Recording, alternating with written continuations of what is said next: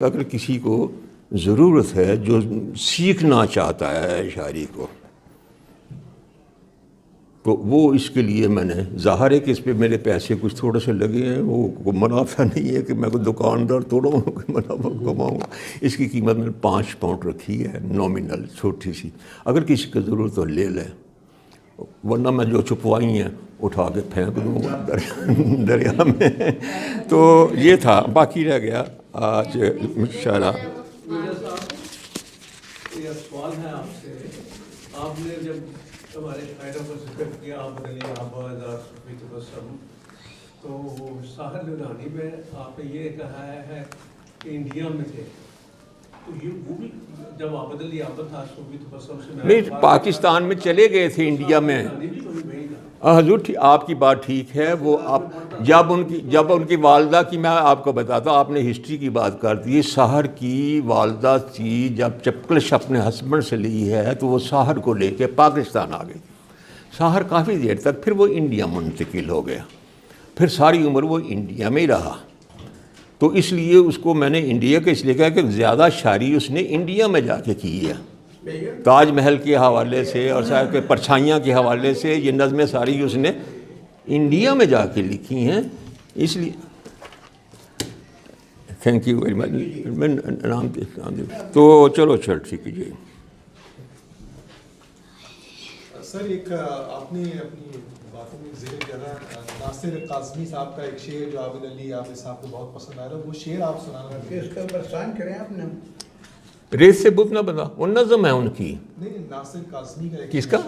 ناصر کاظمی کا. ہاں، محسوس کی ہے تیری ضرورت کبھی کبھی، وہ اس کا میں سمجھ یاد آ گیا ہے.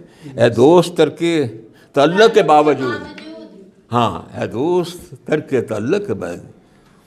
تو چونکہ وہ عابد علی، میں سمجھتا ہوں کہ بیک گراؤنڈ عابد علی آپ کی بلقیس چھوڑ کے چلے گئی تھی نا. تو عابد علی آپ کے من کو وہ، لیکن شعر بڑا اچھا تھا اس کا عابد کا، سمجھے کہ نہیں.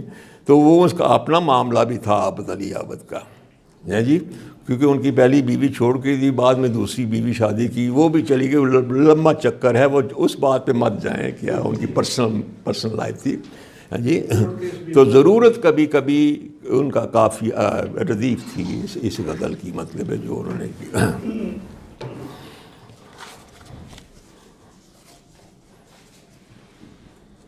تو کیا سنیں گے؟ نظم سنیں گے، غزل سنیں گے؟ میں ایک نظم سناؤں گا آزاد، وہ بھی اس معاملے سے کہ جب لوگ بعض دفعہ اعتراض کرتے ہیں کہ حالانکہ بغیر وزن کے آزاد نظم بھی وہ ردیف قافیے سے آزاد ہوتی ہے. اوزان کی جو ترتیب ہے، اس کی تعداد ہے، جیسے غزل میں اگر آپ مسلم کوئی رکن استعمال کریں گے تو 4 اور 4 8 جو ہے ایک شعر میں آنا چاہیے. لیکن آزاد نظم میں وہ تعداد کی کسی مصرے میں 2 آ جائیں گے، کسی میں 3، کسی میں 4، کسی میں 5، اس سے بھی آزاد ہے. اس لیے اسے آزاد نظم کہا گیا ہے، مطلب باقاعدہ طور سے. لیکن وزن اس میں ضرور ہوگا، اس کے لیے بھی میں آزاد نظم دیکھوں گا. پورے بحر حجاز کے اندر وہ نظم ہے میں لکھی ہوں. سر آپ یہ غزل سنانے سے پہلے اگر 2-4 منٹ ہم سب کو جدید غزل اور کلاسیکل غزل میں تھوڑا فرق بتا دیں تو. دیکھو پھر ایک بحث ہوگی اس پہ لمبی چل جاؤں گا. دیکھو روایتی طور پہ غزل کا معنی ہے عورتوں سے باتیں کرنا، عربی کا لفظ ہے غزل. بعض نے اس کو یوں بھی غزل جو ہے غزال سے اس کو مطابقت کی ہے، غزال سے. ان کا کہنا ہے کہ جب ہرن کو تیر لگتا ہے شکاری کا تو وہ مرتے دم اس کے گلے سے جو آہ نکلتی ہے غزال کے، اس سے لفظ غزل ہے کہ اس کے اندر درد ہونا چاہیے، اس کے اندر مطلب ہے وہ کسک ہونی چاہیے جو تیر لگنے کے بعد آپ کو دل کو آتی ہے. عربی میں اس کا لفظ غزل کا مطلب ہے یہ عورتوں سے، خاتون سے بات کرنا، اس لیے سے ڈائلاگ ان سے کرنا. اسی لیے غزل کے اندر بڑی نزاکت ہوتی ہے کہ خاتون بڑے محترم ہوتی ہیں، معاشرے میں وہ علیحدہ بات ہے کہ وہ ہم احترام نہیں کرتے، لیکن یہ قابل احترام صنف ہے. عورت جو ہے اس کی عزت کرنی چاہیے، ماں کے روپ میں ہو، باپ کے روپ میں ہو، بہن کے روپ میں ہو.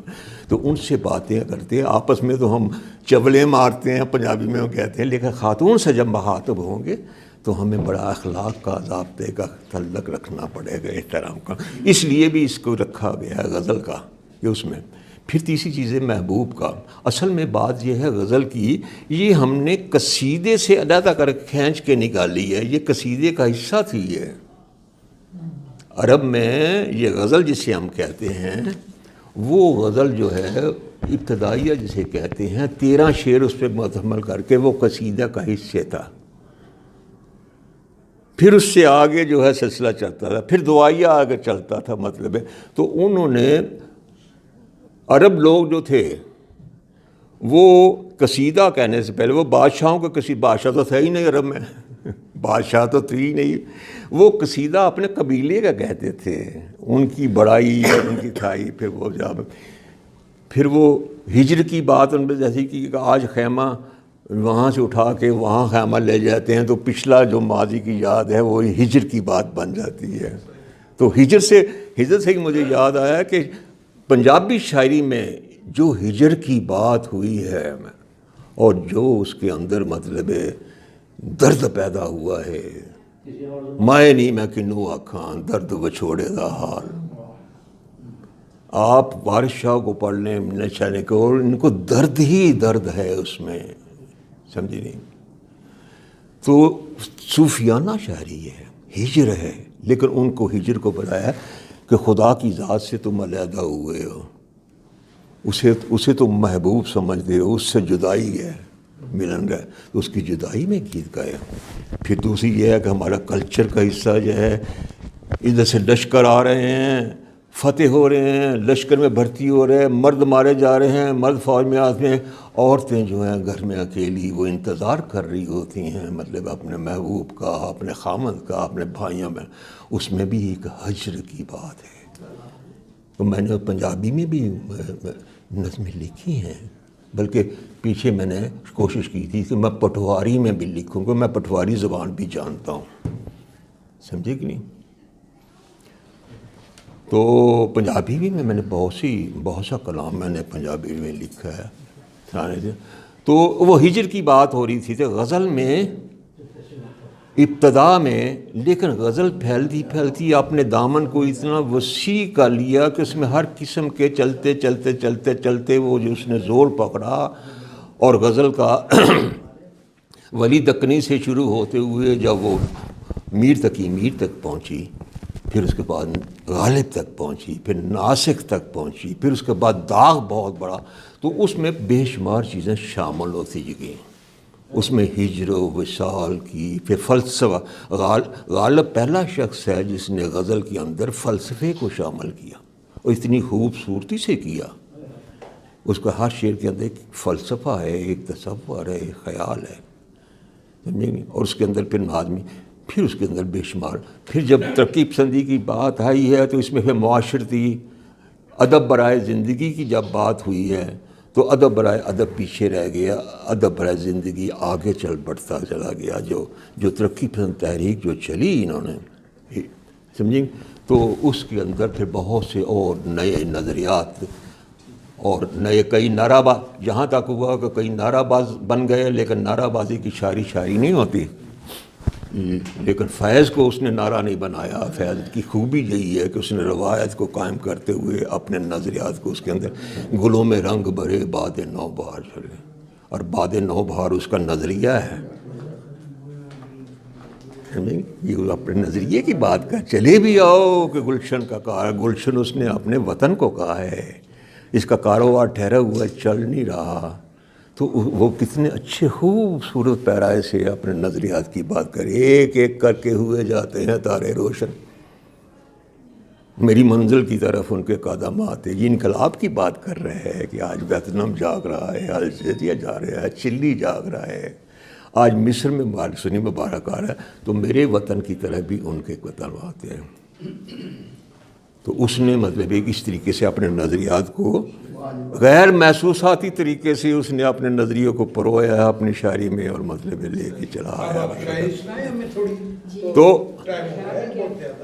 ہاں جی ٹائم اب ہو گیا تو چلو میں نے پہلے پوچھ لیا تھا بھائی سوری بات ہے میں کہتا ہوں میں اگر بولتا رہوں گا تو ساری رات بولتا رہوں گا کیونکہ ان کو اپنا کلام سنانے دیں. میں لیکچرار رہا ہوں, انگلش کا لیکچرار رہا ہوں, لٹریچر کا لیکچرار رہا ہوں. تو آپ بیٹھے رہے ان کو سنانے دیں آپ. چلو یہ سنیے گا غزل. یہ دیکھیں یہ ایک آزاد نظم میں سناتا ہوں, قاعدہ یہ ہے, عنوان ہے چلو ساحل پہ چلتے ہیں. اس میں میرے نظریات بھی آ جائیں گے. میں نے بڑی خوبصورتی سے ہر چیز جو ہے غزل کی بھی اس میں نے بنائی ہے. اس میں وزن بھی ہے, یعنی بیر ہیزج کی یہ بات ہے. میری جان آج موسم کا تقاضا ہے چلو ساحل پہ چلتے ہیں. میری جان آج موسم کا تقاضا ہے چلو ساحل پہ چلتے ہیں, جہاں پر استراحت اور بے چینی گلے آپس میں ملتے ہیں. چلو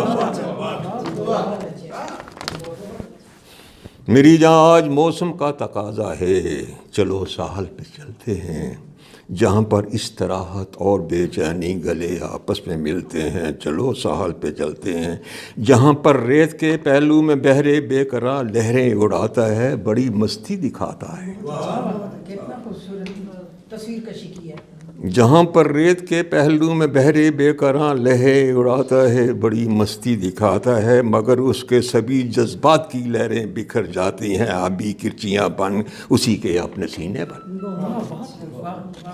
بہت اچھے. جہاں پر ریت کے پہلو میں بہرے بے قرار لہریں اڑاتا ہے بڑی مستی دکھاتا ہے, مگر اس کے سبھی جذبات کی لہریں بکھر جاتی ہیں آبی کرچیاں بن کر اسی کے اپنے سینے پر. جہاں طوفان اٹھتے ہیں چلو ساحل پہ چلتے ہیں, جہاں خاموش لیٹی ریت کیسی بے نیازی سے ابھرتے ڈوبتے جذبوں کی ان لہروں کو یوں تکتی ہے کہ جیسے تم سمجھ پاتی نہیں ہو میرے جذبوں کو. جہاں خاموش لیٹی ریت کیسی بے نیازی سے ابھرتے ڈوبتے جذبوں کی ان لہروں کو یوں تکتی ہے جیسے تم سمجھ پاتی نہیں ہو میرے جذبوں کو, جو میرے مضطرب دل میں مچلتے ہیں تڑپتے ہیں چلو ساحل پہ چلتے ہیں.